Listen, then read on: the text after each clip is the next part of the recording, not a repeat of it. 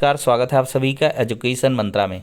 दोस्तों, BPSC TRE 2.0 exam का अगर आप फॉर्म भर रहे हैं तो इससे पहले ध्यान देने वाली कुछ ज़रूरी बातें हैं। किन चीज़ों का आप सभी को ध्यान देना है, और साथ ही साथ दूसरी इन्फॉर्मेशन, यूपी SSC पेट की फाइनल आंसर की जारी हो चुकी है। तो चलिए दोस्तों, वीडियो शुरू करते हैं।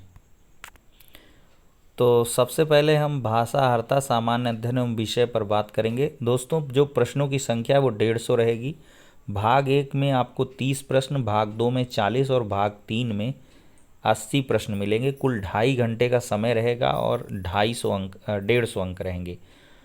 तो देखिए, यह जो 6 to 8 वाला है इसी में ज़्यादा लोग अप्लाई कर रहे हैं, क्योंकि अदर स्टेट वाले भी इसी में अप्लाई करेंगे।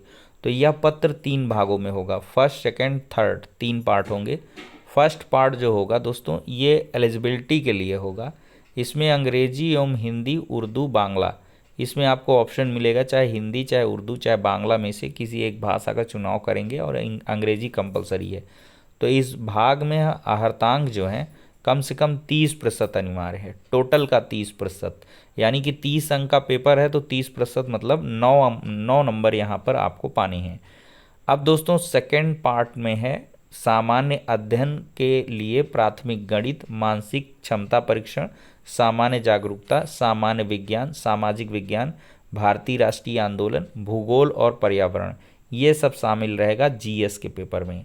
और तीसरा पेपर दोस्तों आपके जो है सब्जेक्ट का होगा। तो एक विषय पत्र है, उम्मीदवारों द्वारा इन पत्रों में किसी एक पत्र का चुनाव किया जाना है।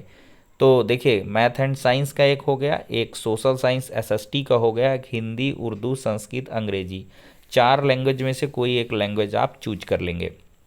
ठीक है दोस्तों, तो इस प्रकार से आपका लैंग्वेज का पेपर हो जाएगा।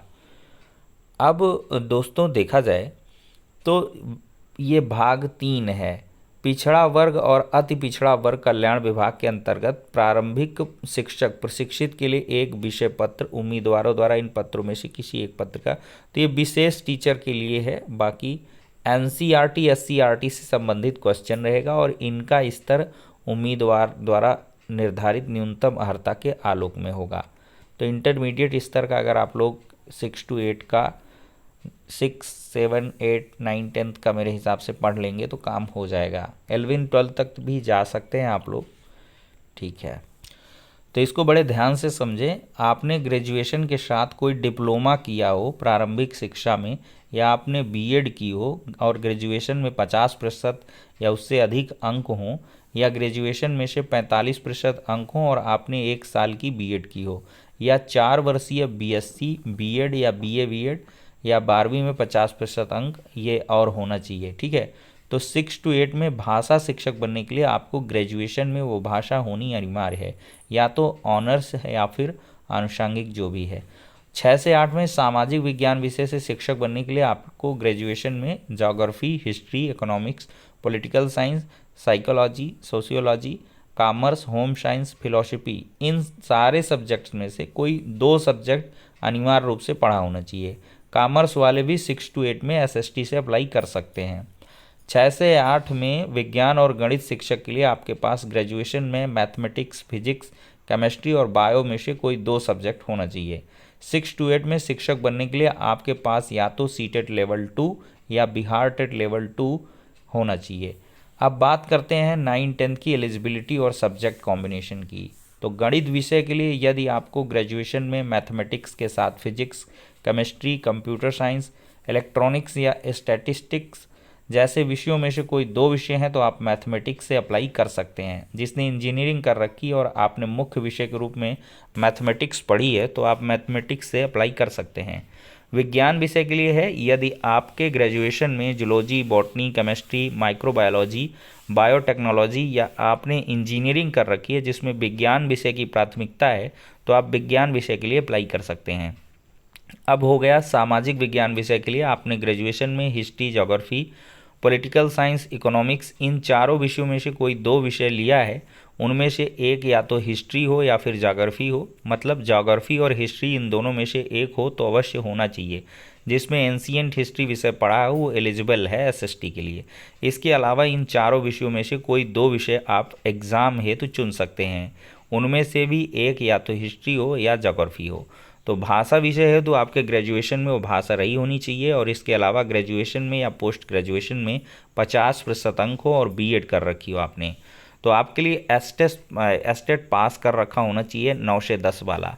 11-12 की एलिजिबिलिटी देखते हैं। आपके संबंधित विषय में मास्टर डिग्री की हो या बीएड किया हो, एस्टेट चाहिए कक्षा 11-12 वाला। आयु सीमा अधिकतम जनरल मेल के लिए 37 है, ओबीसी और जनरल फीमेल के लिए 40 है, एससी एसटी के लिए 42 है।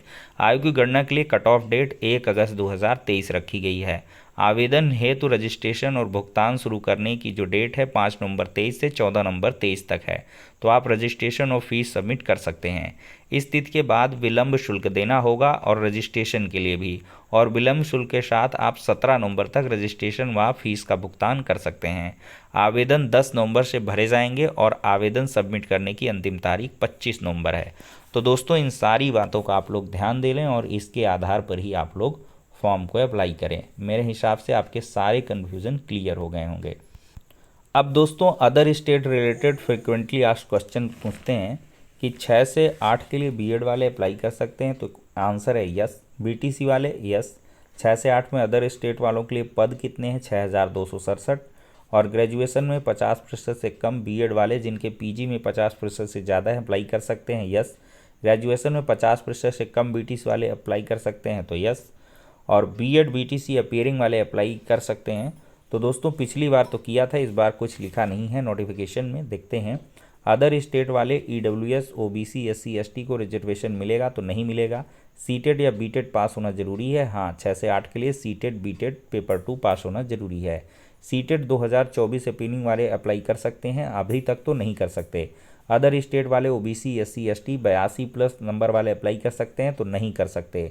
90+ या 90 आपके पास होना चाहिए। अदर स्टेट फीमेल 82+ वाली अप्लाई कर सकती हैं, तो नहीं।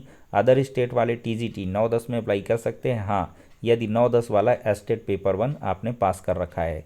अदर स्टेट वाले पीजीटी 11-12 में अप्लाई कर सकते हैं, तो यस है, अगर आपने 11-12 वाला एस्टेट पेपर 2 पास किया है। अदर स्टेट वालों को आयु सीमा में छूट मिलेगी, तो इसका जवाब है नहीं मिलेगी। बाकी दोस्तों यूपी ट्रिपल एससी पेट की जो 2023 की 28-29 अक्टूबर को पेपर हुए हैं, उनकी जो आधिकारिक उत्तर कुंजी है प्रोविजनल आंसर की, वो जो है अपलोड कर दी गई है। तो ऑफिशियल वेबसाइट पर जाके देख लें, ये गूगल लिंक ड्राइव का दिया है, आप लोग डाउनलोड कर लें। बाकी हम अपने टेलीग्राम चैनल में शेयर कर देंगे।